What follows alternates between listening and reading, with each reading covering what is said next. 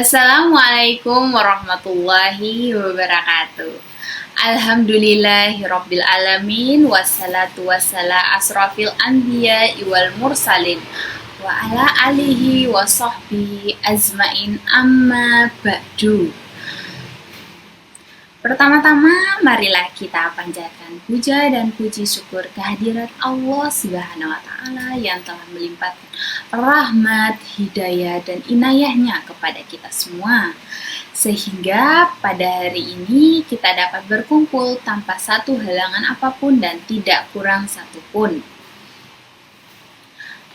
Tak lupa salawat serta salam kita sanjungkan kepada Nabi Agung kita Muhammad Sallallahu Alaihi Wasallam yang telah menuntun kita dari zaman jahiliyah hingga zaman terang benderang seperti sekarang ini. Hadirin yang berbahagia, pada kesempatan yang berbahagia ini saya akan menyampaikan kultum singkat tentang ikhlas. Ikhlas dalam arti yang sering kita pahami adalah ikhlas melakukan sesuatu tanpa mengharapkan imbalan apapun. Pengertian ini sedikit banyak sudah benar, hanya saja kurang tepat. Dalam agama kita, ikhlas adalah melakukan sesuatu karena Allah Subhanahu wa Ta'ala. Ikhlas sendiri mempunyai banyak sekali dimensi dalam kehidupan sehari-hari. Contohnya, ikhlas dalam menuntut ilmu, ikhlas dalam beramal, ikhlas dalam bekerja, ikhlas dalam beribadah, dan lain-lain. Nah, contohnya apabila kita masukkan dalam konteks ibadah, maka ikhlas berarti melakukan ibadah karena Allah Subhanahu wa Ta'ala, bukan karena yang lain, bukan karena pujian, bukan karena ingin terlihat soleh, tapi benar-benar semata hanya karena Allah Subhanahu wa Ta'ala. Allah berfirman dalam surah Al-Bayyah ayat 5 yang artinya, tidaklah mereka diperintahkan kecuali untuk mengikhlaskan agama untuknya. Nah, contohnya ikhlas seperti ikhlas dalam beribadah. Ketika beribadah, seorang hamba harus benar-benar menyerahkan diri hatinya semata-mata hanya kepada Allah Subhanahu wa Ta'ala. Tujuannya tidak lain hanyalah untuk mencari pahala dan ridho Allah semata.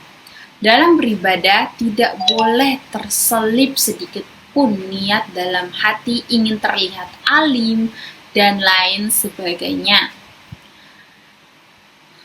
Ibadah yang dilakukan dengan ikhlas akan membuat jiwa tenang dan bahagia. Ibadah yang ikhlas juga akan membuat Tuhan lebih sayang kepada kita semua. Yang kedua, ikhlas dalam mencari ilmu.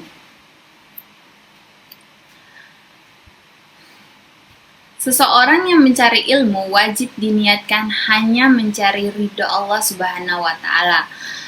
Praktik ikhlas dalam belajar ialah mendengarkan pelajaran guru, mengerjakan tugas yang diberikan, bersikap baik kepada guru, dan bersikap baik terhadap teman, mengikuti kegiatan sekolah yang diminati, dan masih banyak lainnya. Seorang siswa yang memiliki sifat ikhlas dalam menuntut ilmu tidak akan melakukan tindakan negatif yang bisa merugikan diri sendiri maupun orang lain di sekitarnya. Ikhlas yang ketiga, ikhlas dalam bekerja. Seseorang yang ikhlas dalam bekerja akan melakukan setiap pekerjaannya semaksimal mungkin dan dengan penuh tanggung jawab. Orang yang ikhlas umumnya merasa setiap pekerjaannya dilakukan merupakan bentuk ibadah kepada Allah Subhanahu wa Ta'ala.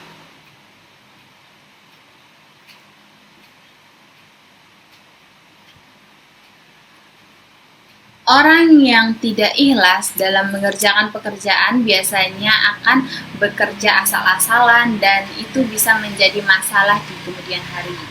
Jadi, Orang yang ikhlas dalam bekerja akan melakukan setiap pekerjaannya dengan penuh semangat dan niat mendapatkan ridho Allah, sehingga akan menerima gaji yang berkah. Alhamdulillah. Yang keempat, ikhlas dalam beramal. Seseorang yang ikhlas dalam bersedekah memiliki niat ingin membantu orang lain yang membutuhkan dan hanya mengharapkan ridho Allah semata, bukan untuk memamerkan harta kekayaan kepada orang lain atau agar dipuji oleh orang lain. Hadirin yang berbahagia, oleh karena itu marilah kita tetap ikhlas dalam melakukan sesuatu, karena jika kita ikhlas dalam melakukan sesuatu, kita akan mendapatkan kebahagiaan dunia dan kebahagiaan akhirat.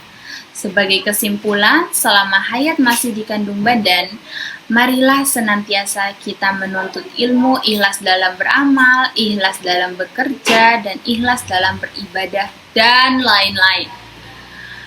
Naun wal qalami wa na yasturun. Wassalamualaikum warahmatullahi wabarakatuh.